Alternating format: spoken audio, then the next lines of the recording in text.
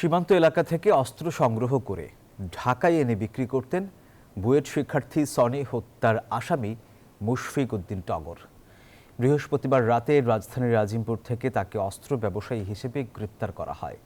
শুক্রবার দুপুরে সংবাদ সম্মেলন করে এসব তথ্য জানিয়েছে র্যাব। বাহিনীটি বলছে, কোথায় কোথায় টগর অস্ত্র বিক্রি করতেন তা খতিয়ে দেখা হচ্ছে।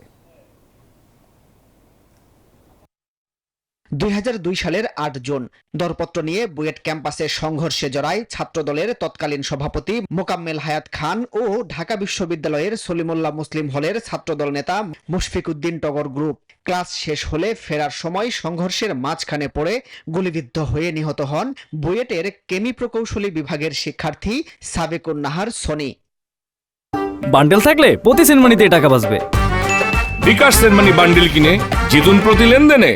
হত্যা মামলায় 2002 সালে গ্রেফতার হন মুশফিক উদ্দিন টগর। সাজা শেষে 2020 সালে মুক্তি পেয়ে আবার অপরাধে জড়িয়ে পড়েন তিনি। বৃহস্পতিবার মধ্যরাতে রাজধানীর আজিমপুর থেকে তাকে গ্রেফতার করে র্যাব। গোয়েন্দা তথ্যের ভিত্তিতে রাজধানীর লালবাগ থানাধীন আজিমপুর এলাকায় অভিযান পরিচালনা করে মোহাম্মদ মুশফিক উদ্দিন, পিতা মোহাম্মদ শফিউদ্দিন, থানা মোহাম্মদপুর, জেলা মাগুরাকে র্যাব 3 কর্তৃক গ্রেফতার করা হয়। টগরের কাছ থেকে একটি রিভলভার ও 156টি গুলি উদ্ধার করা হয়। র্যাব বলছে, সীমান্ত এলাকা থেকে অস্ত্র সংগ্রহ করতেন তিনি। কাদের কাছ থেকে এসব অস্ত্র জোগাড় করতেন এবং কোথায় বিক্রি করতেন তার তদন্ত চলছে। সীমান্তবর্তী এলাকা হতে তিনি বিভিন্ন সময় অবৈধভাবে অস্ত্র ঢাকায় নিয়ে আসেন এবং বিভিন্ন মানুষকে তা সরবরাহ করে থাকেন।